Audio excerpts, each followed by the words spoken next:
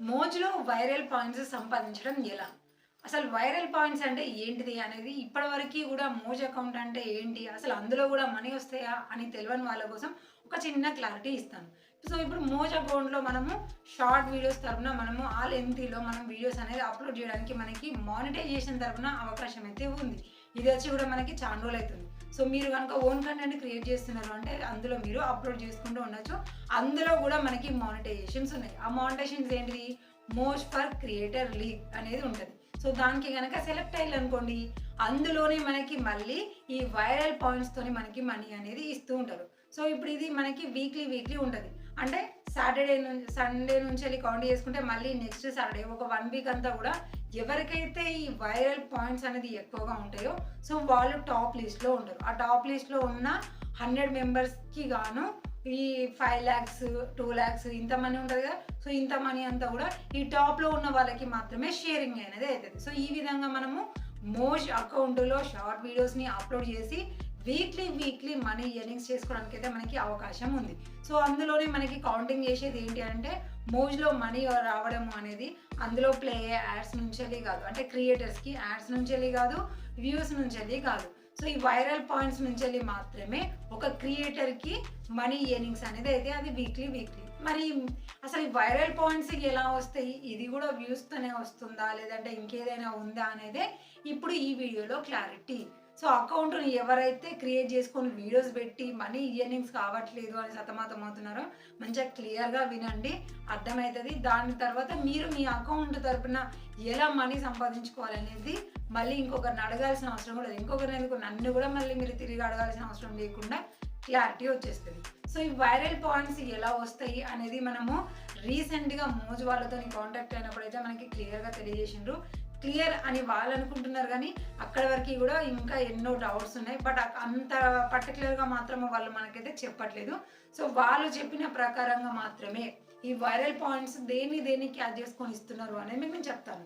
So, viral points అయితే మెయిన్‌గా మీరు అప్‌లోడ్ చేసిన వీడియోకొచ్చే వ్యూస్‌ని మాత్రము కౌంటింగ్ చేసుకోదు. అంటే ఇప్పుడు మీరు అప్‌లోడ్ చేసిన వెంటనే లేదంటే ఒక 1 డేలో దానికి 1,00,000 రానివ్వండి, 2,00,000 రానివ్వండి అంటే చెప్తున్నాను. లేదంటే 10,000, 5,000, 1,00,000, 50,000 ఇలా వచ్చినాయనుకోండి. ఇలా మీకు ఎంత వ్యూస్ వచ్చినా సరే మీ వైరల్ పాయింట్స్ తరపున ఈ వ్యూస్ అనేది కౌంటింగ్ అవ్వవు. సో, మీరు అప్‌లోడ్ చేసి మీ వీడియో తరపున ఈ వైరల్ పాయింట్స్ క్యాచ్ చేసుకునేది ఏంటిది అనంటే మీ వీడియోకొచ్చే లైక్స్, షేర్స్, కామెంట్స్. సో, ఈ మూడింటిని కలిపే మనము ఈ సోషల్ మీడియా తరపున ఎంగేజ్‌మెంట్స్ అంటాము. సో, మీ అకౌంట్‌కి వచ్చే వ్యూస్ కాకుండా ఎంగేజ్‌మెంట్స్‌ని మాత్రమే మోజ్ అనేది క్యాలిక్యులేట్ చేసుకొని దాని తరపున మాత్రమే మీకు ఈ వైరల్ పాయింట్స్ అనేది ఇస్తది. అలా అనేసి ఇప్పుడు మీరు మండే ఒక వీడియో అప్‌లోడ్ చేసిర్రు. సాటర్‌డే వరకి దానికి చాలా లైక్స్ వచ్చినాయి. ఇప్పుడు మరి అవన్నీ కౌంట్ అయితాయా అంటే అది కూడా ఉండదు. కేవలం లాస్ట్ 2 డేస్‌లో మీరు అప్‌లోడ్ చేసిన వీడియోస్‌కి వచ్చే వాటిని మాత్రమే కౌంట్ చేసుకుంటది. అంటే ఇవాళ నేను ఒక వీడియోని అప్‌లోడ్ చేశాననుకోండి, లేదా ఈ ఈ ఒక్క రోజులో నేను 3 వీడియోస్ అప్‌లోడ్ చేశాననుకోండి. 3 డేస్ దాటిన తర్వాత ఈ వీడియోకి ఎన్ని వ్యూస్ వచ్చినా, లైక్స్, కామెంట్స్, షేర్స్ ఎన్నొచ్చినా సరే మన వైరల్ పాయింట్స్‌లో కౌంటింగ్ అవ్వవు. కేవలం రీసెంట్ 2 డేస్‌వి మాత్రమే కౌంటింగ్ అనేది అవుతాయన్నమాట. అలా అనేసి మీరు గనుక కన్సిస్టెన్సీ అంటే రెగ్యులర్‌గా ఇప్పుడు రోజు మీరు వీడియోస్ అప్‌లోడ్ చేయకుండా ఒకరోజు మధ్యలో గ్యాప్ ఇచ్చిర్రనుకోండి, అప్పుడు ఆ నెక్స్ట్ డే అంటే ఇవాళ మీరు అప్‌లోడ్ చేయలేదనుకోండి వీడియోస్, నిన్న వచ్చిన ఎంగేజ్‌మెంట్స్‌ని కూడా మోజ్ అనేది తీసుకోదు. వైరల్ పాయింట్స్ కింద కన్వర్ట్ చేయదు. సో, ఎవరైతే కన్సిస్టెన్సీగా అప్‌లోడ్ చేస్తారో 2 డేస్ కన్ఫర్మ్‌గా. సో, ఈ 2 డేస్ మీరు అప్‌లోడ్ చేసిన వీడియోకి ఎన్ని లైక్స్, కామెంట్స్, షేర్స్ వచ్చాయనే దాన్ని బట్టి మీకు వైరల్ పాయింట్స్ ఇస్తది. ఇక్కడ వరకైతే మనకి మోజ్ టీమ్ వాళ్ళైతే మనకి చాలా క్లియర్‌గా ఇన్ఫర్మేషన్ ఇచ్చిర్రు. ఇంతకు మించి మనకి ఇవ్వలేదు. మరి ఒక 1000 లైక్స్ వచ్చినాయనుకోండి, ఒక 10 కామెంట్స్ వచ్చినాయనుకోండి, లేదు ఒక 1000 షేర్స్ వచ్చినాయనుకోండి. సో, వీటన్నిటిని ఎలా మీరు కాలిక్యులేట్ చేసుకొని ఒక వైరల్ పాయింట్ ఇవ్వాలంటే ఎలా కాలిక్యులేట్ చేసుకుంటారు? అంటే ఇప్పుడు మనకి ఎగ్జాంపుల్‌గా మీకు అర్థం కావడం కోసం చెప్తున్నాను. ఇప్పుడు యూట్యూబ్ షార్ట్ వీడియోస్ నుంచెల్లి మనం మనీ సంపాదించాలంటే ఎలా అండి? మనకి టోటల్‌గా మనకి ఆర్‌పిఎం రేటింగ్ అనేది 0.01 అని ఉంటది కదా! సో, ఈ లెక్క ప్రకారంగా మనకి ఒక 1,00,000 వ్యూస్ వస్తే గానీ మనకు $1 కాదు. ఇది పర్టిక్యులర్‌గా యూట్యూబ్ క్రియేట్ చేసిన ప్రతి ఒక్కరికి అర్థమైతది. సో, అలాగే ఒక పర్టిక్యులర్‌గా మెంబర్ అనేది మనకి లేదు. సో, మన వీడియో అనేది యావరేజ్ వ్యూ డ్యూరేషన్ అనేది బాగుండాలి.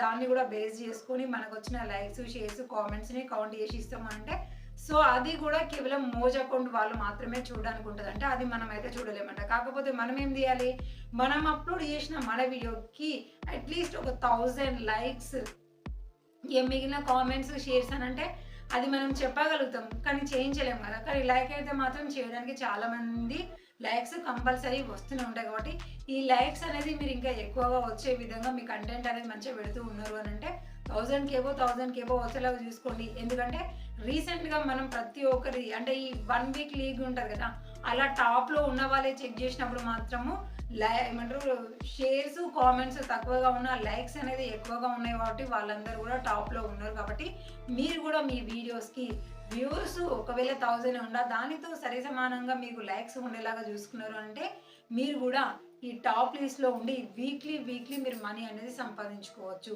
ఇంతకు మించి మీకు ఇంకేమైనా డౌట్ ఉందంటే కింద కామెంట్ సెక్షన్లో తెలియజేయండి. నాకున్న డౌట్స్ కూడా క్లారిఫై అయినాయి అంటే ఆ విషయాన్ని కూడా మీకు నేను తెలియజేస్తాను.